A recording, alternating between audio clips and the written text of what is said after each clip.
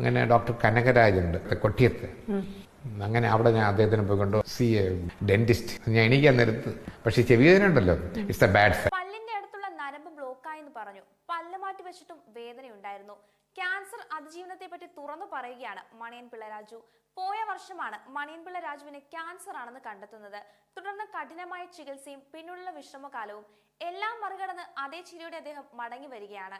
ചെവിവേദനയായിരുന്നു തുടക്കം. പല ENT ഡോക്ടർമാരെയും കണ്ടു. തുടരും സിനിമയുടെ ലൊക്കേഷനിലെത്തിയപ്പോൾ കൊട്ടിയത്തുള്ള ഡോക്ടർ കനകരാജിന്റെ അടുത്ത് പോയി. എക്സ്റേ നോക്കിയപ്പോൾ പല്ലിന്റെ അവിടെയുള്ള ഞരമ്പ് ബ്ലോക്ക് ആയതുകൊണ്ടാണ് വേദന എന്ന് പറഞ്ഞു. MRI എടുക്കണമെന്ന് പറഞ്ഞു. എനിക്ക് MRI പേടിയാണ്. ലിഫ്റ്റ് ഇടുങ്ങിയ മുറിയുമെല്ലാം പേടിയുള്ള ആളാണ് താൻ. സ്കാൻ ചെയ്തപ്പോൾ രോഗം കണ്ടെത്തി. 5 കീമോതെറാപ്പിയും 30 റേഡിയേഷനും ചെയ്തു. 82 കിലോയിൽ നിന്നും 16 കിലോ കുറച്ചു. സർജറി ചെയ്തുകൊണ്ട് ഭക്ഷണം ഇറക്കാൻ ബുദ്ധിമുട്ടായിരുന്നുവെന്നും ഇപ്പോൾ എല്ലാം ശരിയായി വരുന്നുവെന്നുമാണ് അദ്ദേഹം പറയുന്നത്.